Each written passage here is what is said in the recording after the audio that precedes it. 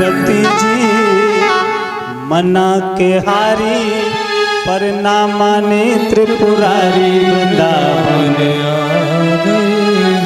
भगवान भोलेनाथ जिस समय आए रास में और जैसे ही अंदर प्रवेश करने लगे तो ललिता और विशाखा दरवाजे पर ही खड़ी है। ललिता विशाखा ने कहा ये कौन है भाई, यहाँ तो सब स्त्रियां हैं, घूंघटवारी कौन आ गई, जरा घूंघट दिखाओ कौन है ये। अब भगवान भोलेनाथ घूंघट पकड़ के खड़े खूब कस के, कहूँ ऐसा ना हो पोल खुल जाए। ललिता ने कहा जब हम सब स्त्रियां हैं तो यहाँ मुख किसी से क्या छिपाना, दिखाओ तो सही। मैया पार्वती कह रही नई बहू है, जा वजह से शर्माए रही।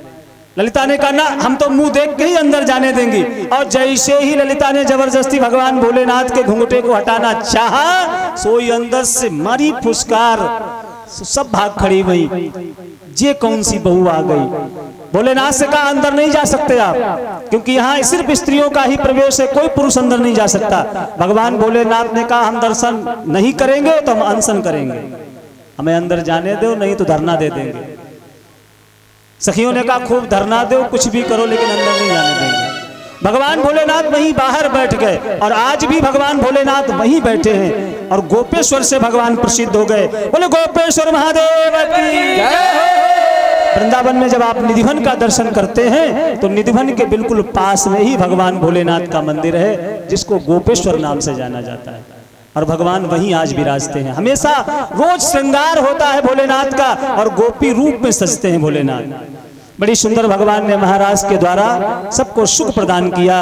और इधर जो कंस है वो बहुत परेशान है, क्योंकि उसे लग रहा है हमने इतने सेवकों को भेजा लेकिन कोई भी लौटकर पुनः वापस नहीं आया। हमें ऐसा लग रहा है जो कृष्ण है यही हमारा काल है, और अगर ये रह गया तो ये हमारा वध कर देगा। कोई ऐसा उपाय करें जिसके द्वारा कृष्ण का वध हो, कृष्ण मारा जाए और हमारा काल समाप्त हो जाए। और इधर नारद जी भी आ गए। नारद जी जैसे ही आए कंस ने प्रणाम किया, आसन पर बैठाया। महाराज आइए गुरुजी स्वागत है आपका, आज कैसे पधारे। नारद ने कहा क्या कर रहे हो ये बताओ। अरे तुम्हारा वो काल वहां तुम्हें मारने की तैयारी कर रहा है और तुम क्या कर रहे हो। कंस ने कहा गुरुजी मैंने तो बड़ा प्रयास किया, जने कितने सेवक भेजे लेकिन कोई लौट कर नहीं आया। नारद ने कहा यही तुम्हारी गलती है, तुम एक एक करके वहां भेज रहे हो, वो वहीं बैठ के एक एक को निपटा रहा है। और जितने तुम्हारे सेवक है ना इन सबको वहीं बैठे बैठे ही सबको समाप्त कर देगा, और अकेले जब तुम बचोगे तुम्हें भी आकर मार देगा। तो फिर क्या करें, उसको यहां बुलाओ, यहां मथुरा में, और जिस समय मथुरा में आ जाए तो धोखे से उसको घेर के उसको मार डालो। गुरुजी ये बात तो आपकी बहुत जोरदार है, ऐसे ही करेंगे। नारद जी ने कहा यही करो। नारद जी ने उठाई वीणा और पहुंच गए कहां, भगवान के पास। भगवान वृंदावन में गौचारण कर रहे हैं, नारद जी प्रकट हो गए, प्रणाम करने लगे प्रभु को प्रणाम किया। भगवान ने कहा कहो नारद कैसे आना हुआ। नारद जी ने कहा प्रभु एक बात बताओ, कब आप मारोगे उस कंस को, ये बताओ उस कंस का कब होगा उद्धार, कब मारोगे उसको, कब पृथ्वी से ये भार समाप्त होगा। भगवान ने कहा वहां क्या कह के आइए बताओ। वहां हमारे मारने का पूरा विधिवत प्लान बनाकर आए हो और हमारे पास आकर हमसे कह रहे हो। नारद ने कहा प्रभु चाकू चाहे फल पर गिरे और चाहे फल चाकू पर गिरे, कटना हर हाल में फल को ही है। चाहे आप वहां जाओ या वो आपको बुलाए, हर हाल में मरना तो कंस को ही है। तो क्यों ना जल्दी उसका इस धरती का बोझ हल्का कर दो प्रभु, कंस का उद्धार करो। भगवान ने कहा समय आने दो, जरूर ऐसा होगा। इधर कंस ने विचार किया, अक्रूर को बुलाया गया, जो यदुवंश के सेनापति है अक्रूर को बुलाया गया। अक्रूर से कहा तुम जाओ। रात्रि में अक्रूर आए, कंस ने कहा तुम हमारे सबसे निकटस्थ हो, बड़े प्रेमी हो, हम तुम्हें एक काम सौंप रहे हैं। अक्रूर ने कहा बताइए महाराज क्या काम है। तुम एक काम करो, वृंदावन चले जाओ और वृंदावन जाकर वहां जो कृष्ण और बलराम हैं उन्हें मथुरा लेकर आ जाओ। अक्रूर ने कहा फिर क्या करोगे आप लोग। कंस ने कहा देखो तुम हमारे अत्यधिक प्रिय हो, इसलिए हम तुमसे कोई बात छिपाएंगे नहीं। जो कृष्ण और बलराम है यही हमारे दोनों शत्रु हैं, और जो कृष्ण है वो देवकी की 8वीं संतान है और वही मेरा काल है, इसलिए उसको यहाँ ले आओ, हम उसको यहाँ समाप्त कर देंगे। नारद जी ने कहा लेकिन महाराज हम उसको यहाँ ले आए और कहीं उल्टा हो गया तो, क्योंकि मन की बात जो है ना, जो मन सोचता है, जो मन चाहता है, वैसा हर बार होता नहीं है। मन तो बड़ी कल्पनाएं करता है कि हम ऐसा कर देंगे, फिर ऐसा हो जाएगा, मकान बन जाएगा, वो वाहन ले लेंगे और फिर वो कार आ जाएगी और फिर बच्चे हो जाएंगे और ये हो जाए। तो सोच है ना, तो कल्पना है सिर्फ, और कल्पनाएं कभी पूरी नहीं होती हैं। दो मित्र थे, आपस में बड़ा उनमें प्रेम था। बैठे थे एक दिन ऐसी बातें कर रहे थे आपस में, तो मित्र ने कहा एक काम करो, इस बार ऐसा लग रहा है कि गन्ने की फसल की जाए तो बड़ा अच्छा रहेगा, उसमें दोनों को बड़ा मुनाफा होगा। मित्र ने कहा बढ़िया है, तो कितना बोया जाए? बोले एक काम करो, कम से कम 20 बीघा गन्ना बोया जाए और दोनों लोग मिलकर सजियारी में बोएंगे, साझे में बोया जाएगा। अब बैठकर दोनों बातें कर रहे हैं आपस में, अभी बोया नहीं गया, सिर्फ बात हो रही है। ठीक है 20 बीघे बोएंगे, गन्ना जिसमें बड़ा बड़ा हो जाएगा, बढ़िया तैयार हो जाएगा। तो एक जो उसका मित्र है वो बोला मेरा बड़ा वाला पुत्र जाएगा, गन्ना तोड़ेगा, बैठकर वहीं चूस कर आएगा। तो उसने कहा तुम्हारा जाएगा तो हमारा क्या मान जाएगा? हमारा भी जाएगा बेटा, वो भी जाकर 2 गन्ने तोड़ेगा और चूस कर आएगा। अब वो बोला अच्छा हमारा तो एक ही तोड़ेगा, तुम्हारा 2 क्यों तोड़ेगा? अरे उसने कहा तो क्या हुआ, तोड़ दिया तो तोड़ दिया। उसने कहा ये कोई बात हुई, साझे की बात है, जितना हमारा उतना तुम्हारा। जब एक उसने तोड़ा तो एक तुमने क्यों नहीं तोड़ा, तुमने 2 क्यों तोड़े? अब इसी बात पर विवाद हो गया। अब बात बात में एक ने उसको तमाचा मारा तो उसने 2 उसके मारे। अब आपस में इतनी लड़ाई हो गई, झगड़े में अब तो लाठी निकल आई, एक दूसरे पर लाठी का प्रहार होने लगा। बात थाने तक पहुंच गई, पुलिस वाले आए, पुलिस वालों ने कहा क्या बात थी भाई, किस बात पे ये झगड़ा हुआ? अब दोनों मित्र बोले देखो सुनो हमारी बात, हमने 20 बीघा गन्ना बोया था। अब जब गन्ना तैयार हुआ तो इनके पुत्र ने जाकर 1 तोड़ा, उसने 2 तोड़े। तो बोले पहले गन्ना दिखाओ, चल के गन्ना है कहाँ? तो बोले गन्ना अभी बोया नहीं, बोया जाएगा। तो हम कल्पनाओं में बहुत कुछ सोचते हैं, कल्पनाएं तो हमारी बहुत कुछ सोचती हैं, ऐसा करेंगे फिर ऐसा हो जाएगा, लेकिन होता क्या जो भगवान चाहता है। अक्रूर जी कह रहे हैं अगर हम कहीं लिवा लाए उस कृष्ण को और उसने आकर तुम्हारा ही वध कर दिया तो क्या होगा? अक्रूर ने कहा जितना कह रहे हैं उतना सुनो। अब तो अक्रूर तैयार हो गए, रथ पर बैठकर जा रहे हैं वृंदावन भगवान को लेने के लिए।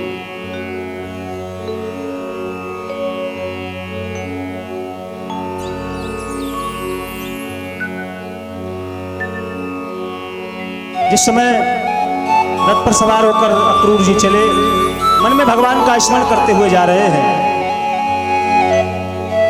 यमुना जो ही पार हुए, मन में भाव आया मेरा जो भगवान है ना वो नंगे पैर यहाँ गौचारण करता है। भगवान कृष्ण गायें चराने जाते हैं तो पैरों में पादुका नहीं पहनते हैं, नंगे पैर ही जाते हैं गौचारण करने के लिए। तो उन छोटे छोटे चरणों को जिस समय अक्रूर जी ने देखा तो अक्रूर जी रथ से उतर गए, पादुकाएं उतारकर रथ में रख दी और स्वयं भगवान के उन चरणों को देखकर प्रणाम करते हुए अक्रूर जा रहे हैं। क्योंकि मेरे प्रभु के चरण हैं, मैं पादुका पहनकर जाऊंगा अपराध हो जाएगा। उन्हीं चरणों को देखकर प्रणाम करते हुए अक्रूर जी जा रहे हैं। सुबह से शाम हो गई, रात्रिकालीन में पहुंचे हैं जाकर बाबा के घर में। नंद बाबा को जाकर आवाज लगाई, बाबा को पता चला अक्रूर जी आए हैं, बड़ा स्वागत सत्कार किया गया। भगवान आए, बलराम भैया आए, दोनों ने आकर प्रणाम किया अक्रूर के चरणों में। काका जी आए हैं। शाम को सुंदर प्रसाद बना, भोजन पाया गया। इसके बाद कृष्ण और बलराम अक्रूर के चरण दबाने लगे।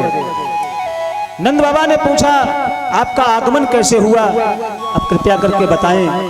अक्रूर ने कहा बाबा मथुरा में कंस ने एक बड़े भारी मेले का आयोजन किया है और उसी में मैं कृष्ण और बलराम को लेने के लिए आया हूं। बाबा ने मना कर दिया। बाबा ने कहा नहीं, जिस दिन से मेरा लाला यहाँ पर आया है, जिस दिन से मेरा लाला जन्म लिया है, उस दिन से कोई ना कोई दैत्य रोज मेरे लाला को मारने के लिए नित्य आता है। और तुम चाहते हो कि मैं मथुरा में उसे काल के समक्ष भेज दूं। ऐसा नहीं होगा, हम नहीं भेजेंगे। अक्रूर ने बड़ा सुंदर समझाया। अक्रूर ने कहा जो बलराम है ये वसुदेव का पुत्र है, और सत्य बात तो बाबा ये है कि जो ये कृष्ण है ये आपकी संतान नहीं, ये देवकी की 8वीं संतान है। एकांत में पाकर नंद बाबा को ये बात अक्रूर जी ने आज बता दी, लेकिन ये बात मैया यशोदा के कान में भी पड़ गई। और जो यशोदा भगवान को अपना प्राण समझती है, उस कन्हैया को अपनी प्राणों से ज्यादा जो यशोदा चाहती है, इस समय जब कान में ये बात पहुंची कि ये जो कृष्ण है वो देवकी की 8वीं संतान है, यशोदा की आंखों से झरझर होकर अश्रु बहने लगे। भगवान तो अक्रूर के चरण दबा रहे हैं और इधर मैया एकांत में बैठकर विलाप कर रही है, रो रही है। भगवान जब सोने जाते हैं तो मैया के साथ ही सोते हैं। जिस समय कक्ष में गए विश्राम करने के लिए लेटे तो उस पर मां तो थी नहीं। अब ढूंढने लगे यशोदा कहां गई।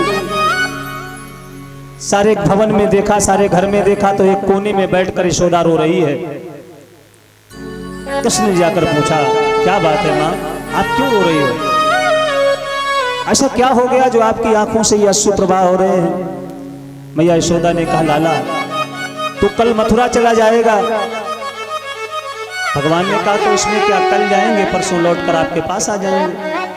अरे एक दिन की ही तो बात है। और किसके बालक मैया दूर नहीं जाते, सबके बच्चे घूमने जाते हैं, दूर चले जाते हैं, कितने दिनों के लिए माँ से दूर जाते हैं, लेकिन उनको तो कोई कष्ट नहीं होता। तू अपने से हमें कभी दूर जाने नहीं देती। यशोदा ने कहा लाला तू जब भी मेरी नजरों से एक पल के लिए भी दूर होता है तो ऐसा लगता है जैसे मेरे प्राण मुझसे दूर जा रहे हैं। तू गाय भी चराने जाता है, जिस समय गाय चराने के समय जब थोड़ा समय अधिक हो जाता है, तुझे आने में विलंब हो जाता है, तो ये मन हर पल आशंका में डूबा रहता है, तेरी याद में रहता है। ये आंखें सदैव उसी तरफ लगी रहती हैं जिधर से तू आना है। भगवान ने कहा मैया मैं तो जाऊंगा, एक दिन की बात है, मुझे जाने दे। मैया ने कन्हैया को गले से लगा लिया और गले से लगाकर यशोदा रोने लगी और कहने लगी लाला बात ये भी नहीं है, बात दरअसल ये है कि आज हमें ये पता चल गया है कि तू मेरा पुत्र नहीं है। आज तक मैंने तुझे अपना पुत्र समझकर तुझे पाला, तुझे डांटा भी है, तुझे मारा भी है, रूठने पर तुझे मनाया भी है, लेकिन आज ये बात पता चली है कि तू मेरा पुत्र नहीं है, तू देवकी का पुत्र है। भगवान ने कहा मां संसार में चाहे कोई कुछ भी कहे कि मैं किसका पुत्र हूं, लेकिन जब भी मेरा नाम लिया जाएगा तो तेरे साथ ही मेरा नाम लिया जाएगा, क्योंकि तू मेरी माँ है। और यशोदा के साथ कृष्ण का नाम सदैव जुड़ा रहेगा। कोई भी मेरे नाम को तेरे नाम से अलग नहीं कर सकता। भगवान मैया को समझा रहे और मैया रो रही है। रात्रि भर समझाते रहे भगवान कृष्ण, लेकिन माँ की बात समझ में नहीं आ रही है, क्योंकि उसे लगता है कि सवेरे ही कृष्ण हमसे दूर चला जाएगा, और जब कृष्ण दूर चला जाएगा तो ये प्राण कैसे रहेंगे। अब ये बात सारे ब्रज में फैल गई कि कोई अक्रूर नाम का व्यक्ति आया है और जो कृष्ण को ले जा रहा है अपने साथ में। जैसे ही गोपियों को, ग्वाल बालों को, सबको ये बात पता चली कि अक्रूर सवेरे भगवान कृष्ण को लेकर मथुरा जा रहे हैं, गोपियों को रात्रि भर नींद नहीं आई, कोई सोया नहीं रात में। सबको लग रहा है मेरे प्राणधन जो भगवान कृष्ण हैं वो हमसे सवेरे दूर चले जाएंगे। कोई गोपी कहती है ये अक्रूर नहीं, ये तो क्रूर है। विधाता ने इसका नाम अक्रूर जरूर रखा, लेकिन ये हृदय से बड़ा क्रूर है। शायद ब्रह्मा को हमारी ये खुशी देखी नहीं गई कि हम अपने कृष्ण के साथ इतने प्रसन्न हैं, और उसने इसीलिए इस अक्रूर को भेज दिया है कृष्ण को हमसे दूर करने के लिए। कृष्ण का जिस दम मथुरा की तरफ होने लगा, धरती का सीना फट गया, आसमां